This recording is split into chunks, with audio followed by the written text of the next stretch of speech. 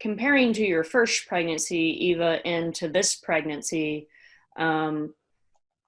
what about your return to exercise? Like your first pregnancy, did you wait 4 to 6 months, as opposed to this one? You were 2 weeks postpartum, maybe, and doing like some body weight type movement and getting on the air assault bike and just kind of like tolerating heavier breathing, especially with that C-section, because you had steri strips and then the dissolvable stitches, I think, as well. Correct me if I'm wrong. So I will say that the recommendation is to not lift anything heavier than your baby for the first 6 weeks after a C-section. So anything that you do needs to be based on that weight. For me, I was someone who worked out throughout my pregnancy. This is my second pregnancy, and I do feel like I know my body pretty well. I'm also a healthcare provider. So I slowly incorporated more and more body weight exercises. I started with doing walking from day one in the hospital, just walking in the unit. As soon as I felt short of breath, I went and sat down. I didn't continue. So I didn't even let myself get to pain. I actually went back into the gym at 9 days after the C-section. That was mostly for community support and to get out of the house. But with that, at our gym, there is a bicycle called the assault bike. So it uses your arms and your legs. It kind of makes me think of an elliptical, but a bicycle version. And that actually felt more comfortable than walking. I didn't have pain when I would do it until I'd been on it for a pretty long time. So I paid attention the first day.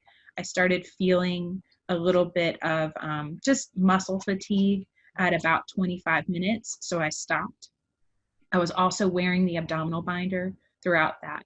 I saw Amy that day, I'm pretty sure, and I saw one of our other coaches. So I was able to get some guidance on what to kind of watch for.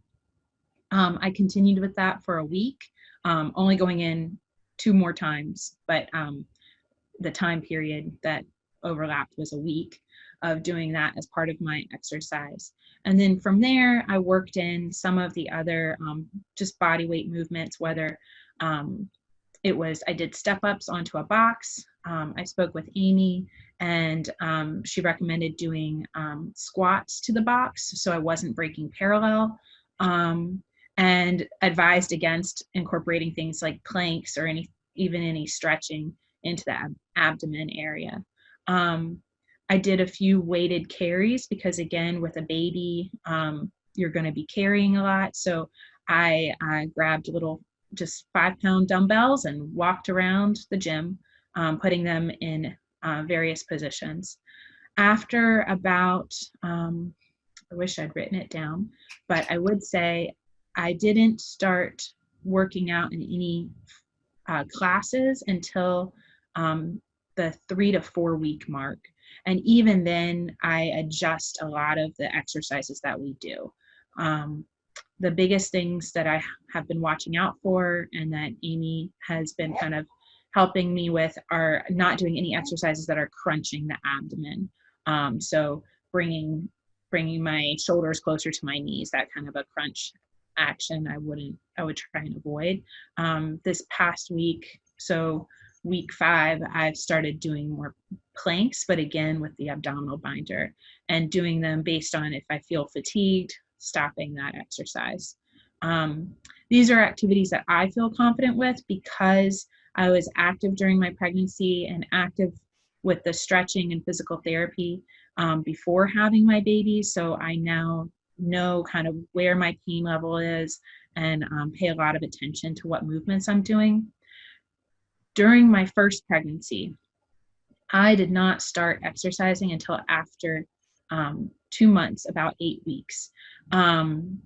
I think that was probably the hardest time on my body. So one of my biggest goals was to not have a delay in exercise at that level.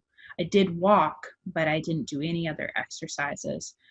So I wasn't getting my heart rate up or doing anything else that other than walking.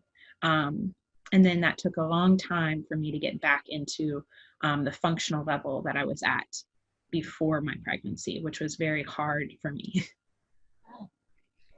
Yeah, definitely a fantastic explanation and painting the picture of the differences between your first pregnancy and second pregnancy.